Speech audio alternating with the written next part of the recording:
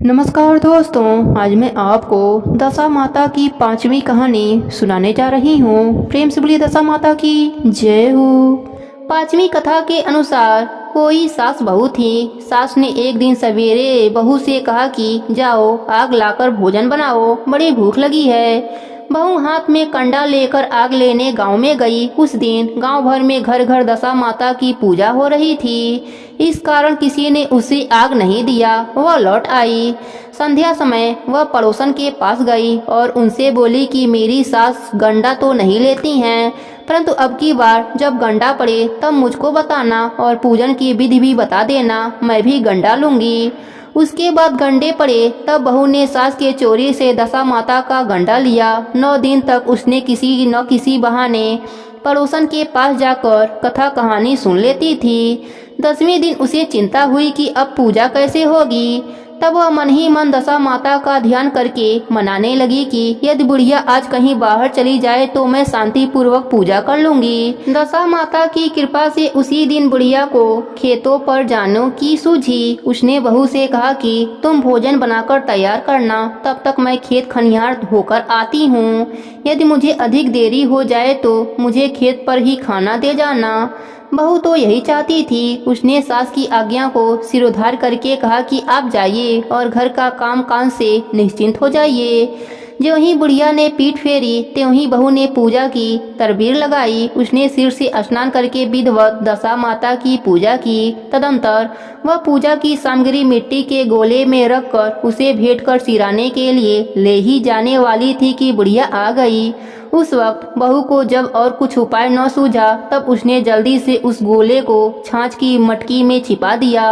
उसने सोचा कि जब बुढ़िया फिर कहीं बाहर जाएगी तब वह गोला मटके से निकाल कर सिरा आऊंगी। बुढ़िया ने आते ही बहू की खबर ली। उसने पूछा कि तू मेरे लिए खाना लेकर क्यों नहीं आई, अब तक क्या कर रही थी। उसने जवाब दिया कि आज मैंने सिर से नहाया है, इसी कारण रसोई करने में देरी हो गई। मैं थाल परोसती हूँ, भोजन कीजिए।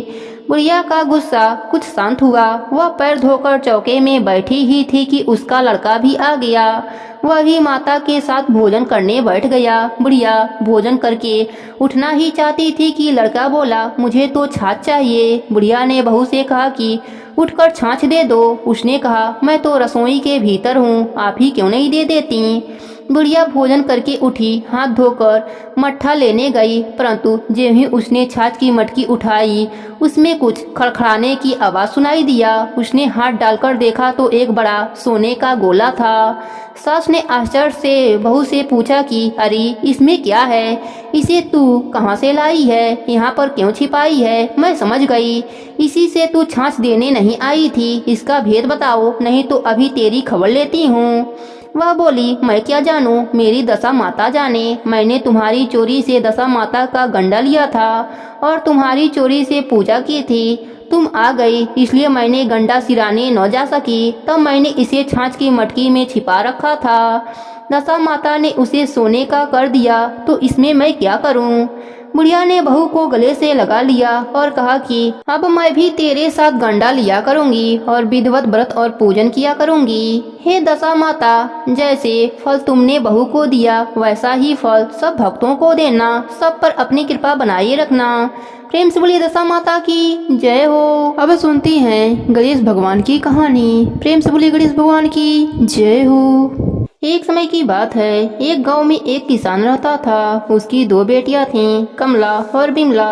कमला की शादी अमीर परिवार में हुई थी, पर बिमला की शादी गरीब परिवार में हुई थी। अमीर होने के कारण कमला घमंडी हो गई थी। उसने बिमला को अपने घर पर काम पर रख लिया।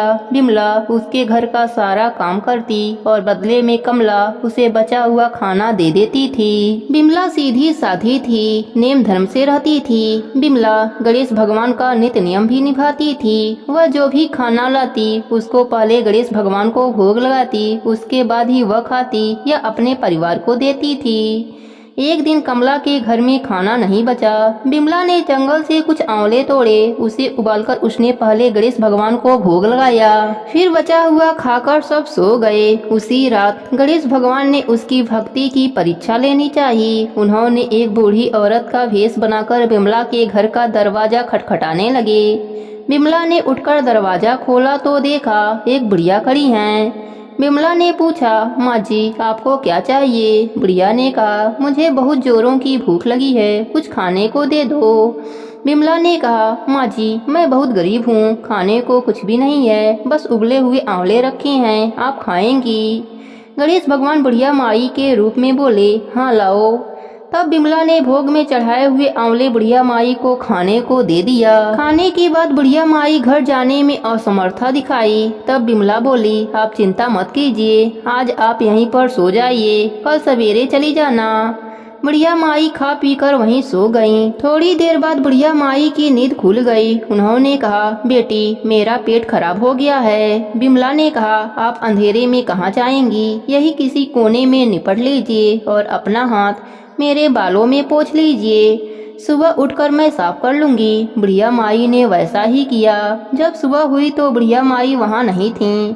बिमला को लगा शायद मैंने सपना देखा होगा। ऐसा सोचकर वह नहाने के लिए तालाब की ओर चली गई।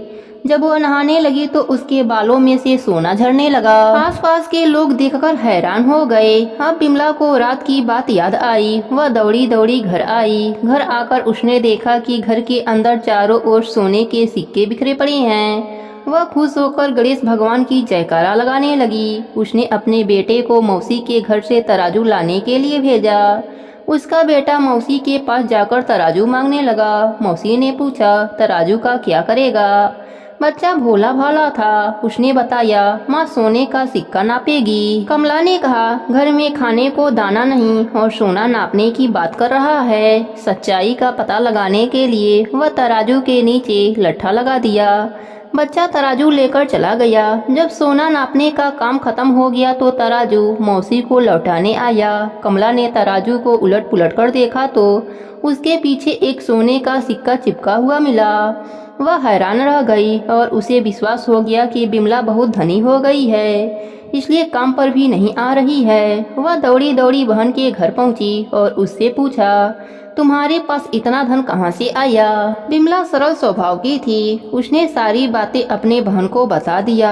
कमला को लालच आ गई। कमला लालच बस गणेश भगवान का नित्य नियम निभाने लगी और रोज जंगली आंवले का गणेश भगवान को भोग लगाने लगी। एक दिन गणेश भगवान उसे सबक सिखाने के लिए बूढ़ी औरत का भेष धरकर उसके घर गए। वह बुढ़िया को बैठाकर वही उबला हुआ आंवला दिया। आंवला खाकर बुढ़िया माई का पेट खराब हो गया। उन्होंने कमला के सारे घर को गंदा कर दिया। जब सुबह कमला की नींद खुली तो उसने देखा सारा घर गंदगी से भरा पड़ा है और बदबू कर रहा है। कमला गंदगी को साफ करने लगी पर गंदगी बढ़ती ही जा रही थी। वह परेशान होकर बिमला के घर गई। उसने बिमला को सारी बात बताई। बिमला ने कहा, तुम्हारे पास खाने का इतना सामान था, फिर भी तुमने उबले हुए आंवले गणेश भगवान को खिलाए। इसी कारण गणेश भगवान का कोप तुम पर हुआ है। कमला को अपने गलती का एहसास हो गया। वह गणेश भगवान से क्षमा मांगने लगी। गणेश भगवान ने उसको माफ कर दिया और अपनी माया समेट लिया। हे गणेश जी महाराज, जैसे आपने बिमला पर अपनी कृपा करी वैसे ही अपने सभी भक्तों पर अपनी कृपा बनाए रखना। सबके व्रत को पूर्ण करना। प्रेम से बोले गणेश भगवान की जय हो।